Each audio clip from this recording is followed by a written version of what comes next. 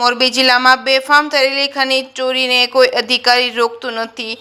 આમરણ પાસે ગૌચરની જમીનમાં થઈ રહેલી બેફામ ખનીજ ચોરી કોણે ખિસ્સા ગરમ કર્યા છે, કોણે મલાઈ તારવી છે? રેડ કરવામાં આવે તો સરકારને લાખો રૂપિયાનો દંડનીય રકમની આવક થાય। જે કામગીરી થાય છે તેમાં માત્ર ને માત્ર ખાણ ખનીજ વિભાગ કરી રહ્યું છે। બાકી જેમને જવાબદારી નામદાર હાઈકોર્ટ નક્કી કરી છે તેવા મહેસૂલી વિભાગના પોલીસ તંત્રના એક પણ અધિકારી ખનીજ ચોરી રોકી રહ્યા નથી। ત્યારે મોરબી તાલુકાના આમરણ ગામે ગૌચરની જમીનમાં બેફામ ખનીજ ચોરી થઈ રહી। છેલ્લા 8 દિવસથી 5-6 જેસીબી મશીન અને 10 થી 12 ડમ્પરો દિવસ રાત ખનીજ ચોરીમાં રોકાય, જેમાં કેટલાક ડમ્પર તો નંબર પ્લેટ વગરના છે। ખનીજ દ્રવ્યમાં જ્યાં નાખવામાં આવી રહ્યું છે ત્યાં 30 થી 40 ફૂટ ઊંચી પાત દૂર સુધી દેખાય છે, પણ ખનીજ ચોરી રોકવાની જેમની જવાબદારી છે તેમને આ દેખાતો નથી। ગૌચરની જમીન જાળવવાની જવાબદારી ગ્રામ પંચાયત અને તાલુકા પંચાયત, જિલ્લા પંચાયત વિભાગની ખનીજ ચોરી રાખવાની જવાબદારી તાલુકા લેવલે મામલતદાર અને તાલુકા પોલીસ અધિકારી અને જિલ્લા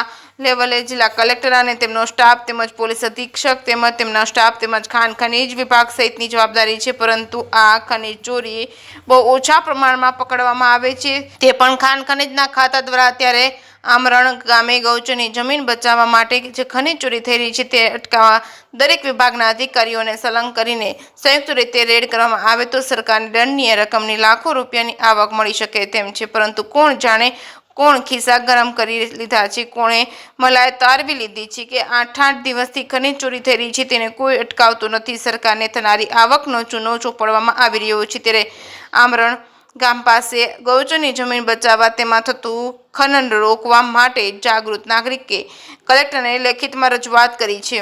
જે કેસની ગુજરાતી સાથે શ્રીકાંત પટેલ, મોરબી।